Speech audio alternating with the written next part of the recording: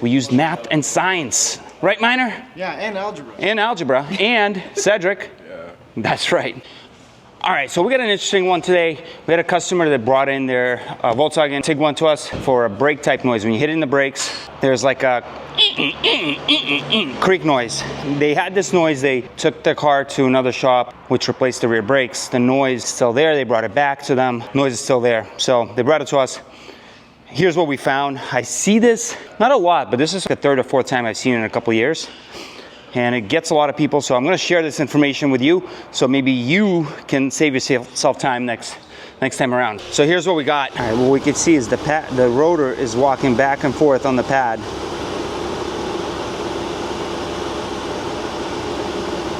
What's happening is our rotor is moving back and forth like this as it's spinning around. It's causing the pads to push back and forth, and that's causing this caliper to move as you're applying the brakes. It's sliding back and forth on these slide pins here, and that's making a noise. Or even sometimes a knocking, just like that when you're hitting the brakes. So there's two reasons that this could happen. Your rotor could be out of round and it's walking back and forth. The other reason, which is what I found to be the more common reason, is the hub itself is out of round. And that's maybe from an impact or a defective hub. The other reason could be that there's buildup between the hub and the rotor hat, and it's not seating true onto the hub, and it's causing that. So we're gonna take this apart, take some measurements, and let you know what we have. All right, so we have a dial indicator on the rotor, and we're going to spin the rotor. Go ahead and spin it.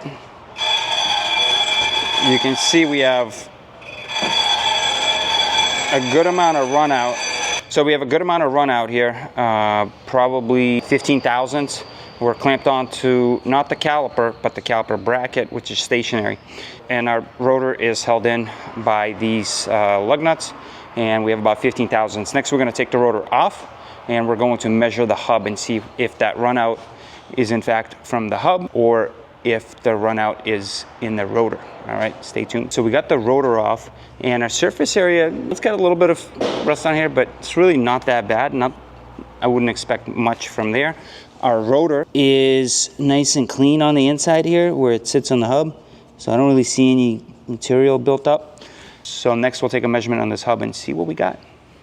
All right guys, so we got a dial indicator on here. Go ahead and spin it. And as you can see, we don't really have that much of a run out on this hub. So this hub actually looks like it's okay. We have maybe a thousandths. So it seems like the rotor is the issue. The rotor has some run out. Because this one was a little unusual. It was not the hub, it's the rotor. I was like, let's just verify it. And so we put it on our tire balancer. And so what we're gonna do is we're gonna watch. You can clearly see that walking back and forth. So this rotor is clearly warped, and it's a brand new rotor. So we're gonna tell this customer, hey, either go back and get your rotor replaced under warranty, or we can do the brakes over for them, which I'd rather not, because they already paid for the job. They should just get them warranted. But we did our job. We found out what the problem is, and we used math and science. Right, Minor? Yeah, and algebra. And algebra. And Cedric. Yeah. That's right. Yeah,